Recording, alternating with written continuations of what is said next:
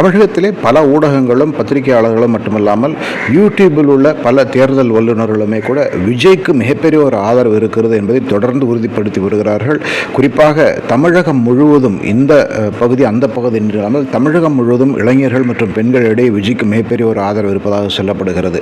உண்மையிலேயே இந்த ஆதரவு இருப்பது உண்மையாக இருந்தால் அது தேர்தலில் பிரதிபலிக்கும் என்றால் அதற்கு இரண்டு முக்கியமான காரணங்கள் சொல்லப்படுகின்றன. ஒன்று, அடுத்த தலைமையினர் விஜயை ஒரு தலைவராக ஏற்றுக்கொள்ளுகிறார்கள் அல்லது விஜயை ஒரு அரசியல் எதிர்காலமாக பார்க்கிறார்கள் என்பது ஒரு கருத்து. இன்னொரு கருத்து, இப்பொழுதைய திராவிட முன்னேற்ற கழகம், அண்ணா திராவிட முன்னேற்ற கழகத்திலே அடுத்த கட்ட தலைவர்களை மக்கள் பெரிய அளவில் அங்கீகரிக்கவில்லை. உதாரணத்திற்கு திமுகவிலே உதயநிதி ஸ்டாலின் ஆகட்டும், அதேபோல் அண்ணா திராவிட முன்னேற்ற கழகத்தை பொறுத்த எடப்பாடி பழனிசாமிக்கு அடுத்தபடியாக இளைஞர்கள், இளைய முகங்கள் அதிகம் இல்லை. இது ஒரு பெரிய காரணமாக சொல்லப்படுகிறது. அது மட்டுமல்லாமல் தேசிய கட்சிகள் இங்கே ஏற்றுக்கொள்ளப்படவில்லை என்பதும் கருத்தாக தெரிகிறது. பாஜக உட்பட தேசிய கட்சிகளுக்கு இங்கே ஏற்பு இல்லை.